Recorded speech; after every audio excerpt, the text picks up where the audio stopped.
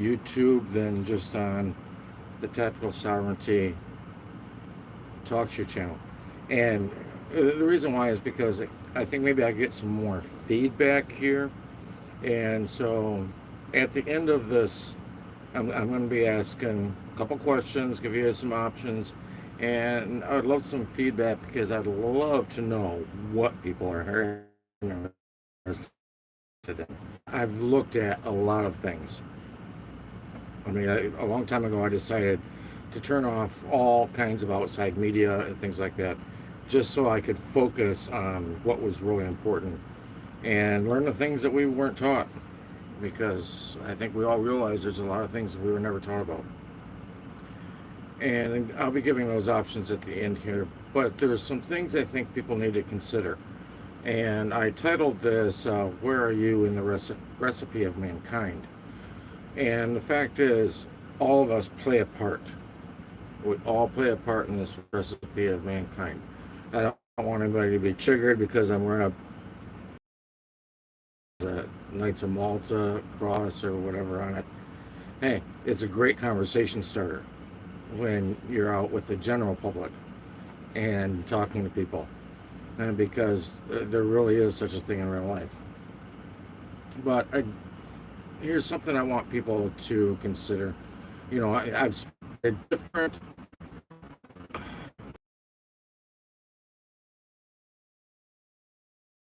used an idea of maybe like an arm's length doctrine, kind of say like they use in real estate, whereas the state can say, oh, we didn't do it, it wasn't us, it wasn't any of our officials that you elected, anything like that.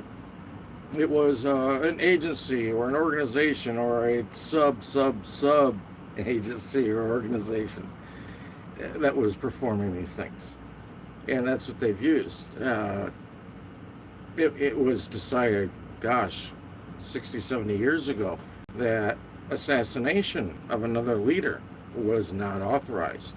That couldn't be done.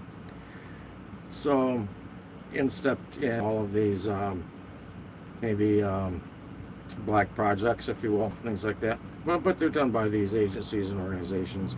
And so I've done my best to get in and learn and research what these agencies and organizations teach, their protocol, how they perform, okay?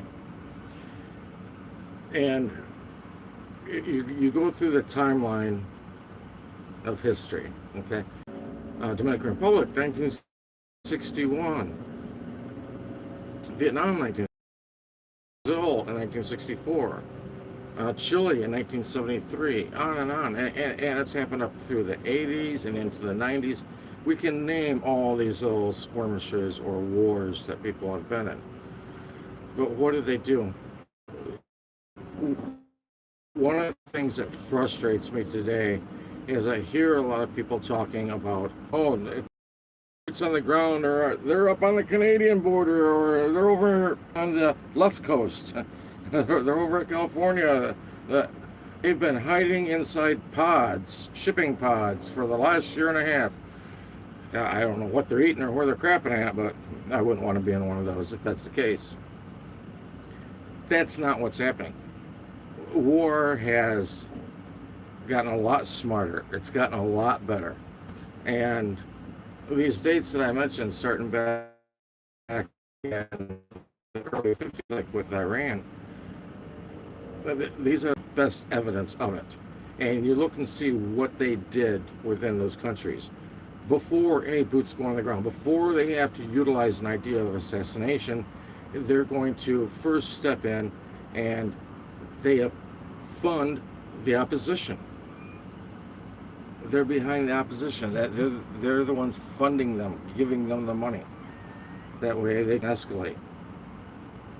Assassination is one of their tools, but it comes like at the end of the list. The next would be economic, placing tariffs on the country, trade embargoes, things like that. And those things don't hurt the people at the very top.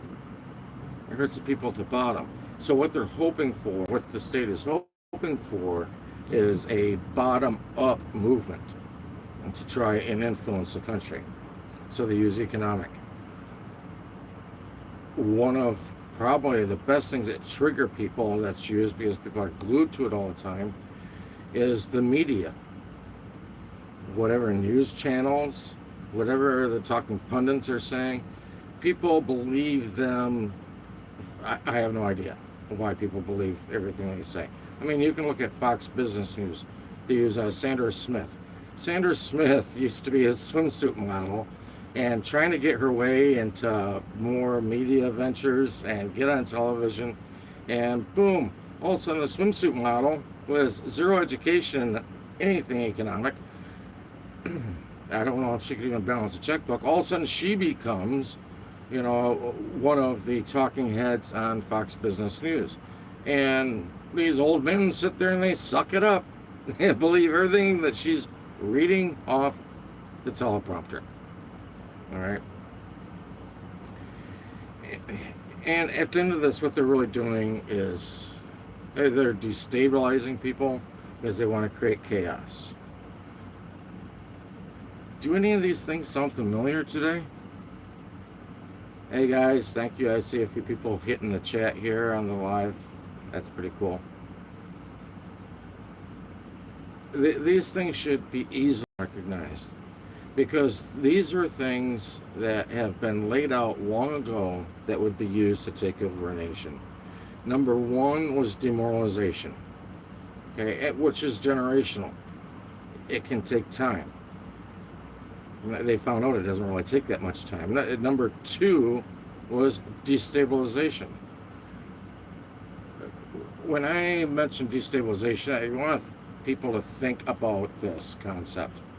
Is it easier to push a man who's standing on concrete or a man who's standing on ice? If he does not have a foundation, he's easier to move around. So it's much easier to destabilize those people. And they bring in the crisis. It's kind of a subversion. There's multiple crises that have been brought into the USA over the years. And there's a recent one that we see that has spread worldwide. People are always worried about some evil entity coming in. Well, hold on. What if it's not already here? Maybe it's been here for a long time. How did something spread worldwide so quick? Something to consider.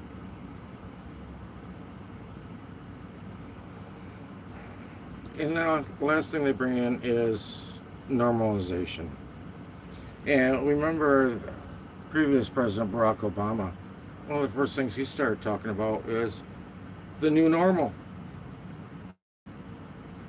That's what he was referring to. He was preparing your mind, preparing your mindset, preparing your subconscious for the normalization, which is the last step. And in the normalization, guess what? It's not you in control. It's not you that has ownership. You've relinquished everything you've wanted to relinquish in life. You've relinquished all liability. Well, that's the idea. That's the attitude. That's what's happening to each and every person, each and every individual. I find it fascinating that different topics I'll bring up, I may say that most people do this, or generally people will do that. And I'll have people comment back to me, oh, you're lying, because I don't do that. Well, I'm sorry, I didn't say all people, I said most. Unfortunately, you just slipped into the all category of idiots, I guess. Believe me, I don't know it all.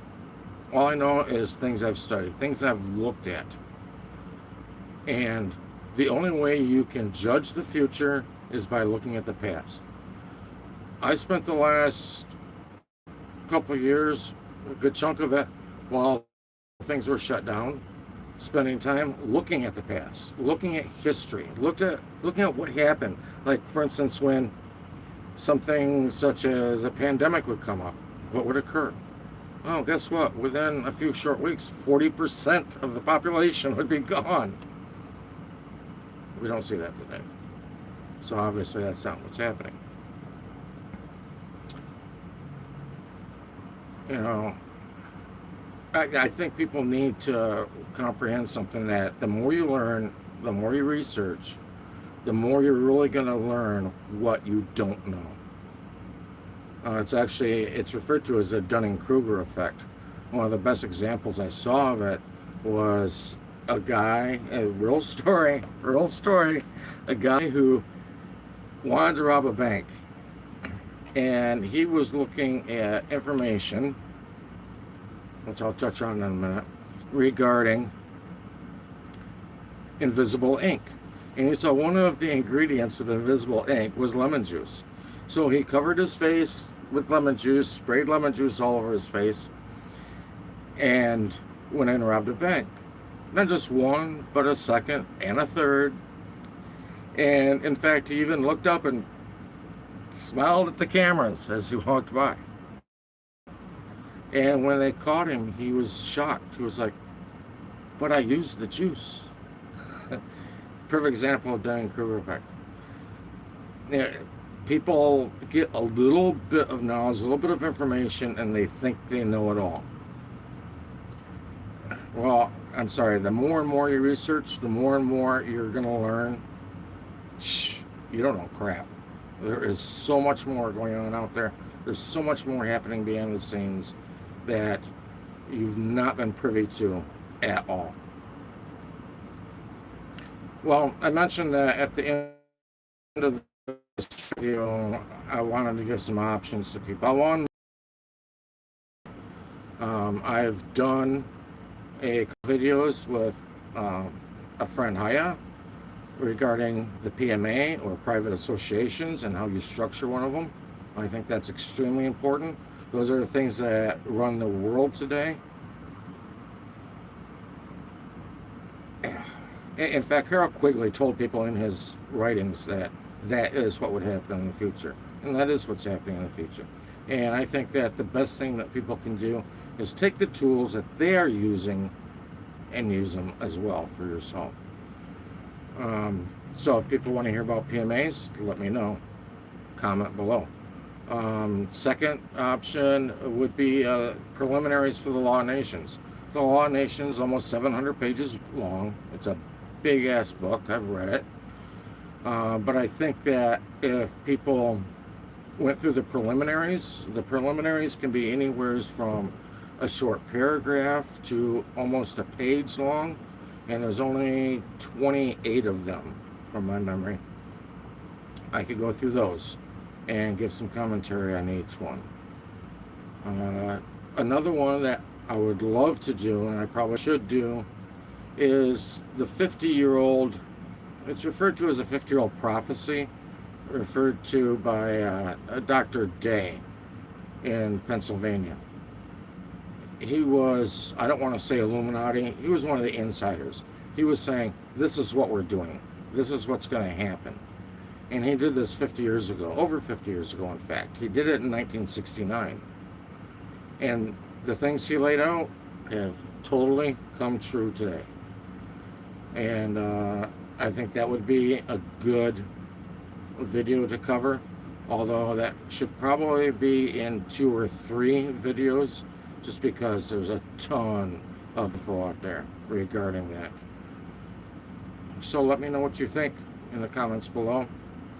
And, you know, like I tell people all the time on the Tactical Sovereignty podcast, people want to research things, they want to know where to learn, what's going on and things. You really got to start at home. You need to learn who you are, where you're from, and where you're really at, because you've been deceived on all those things. Good night, guys.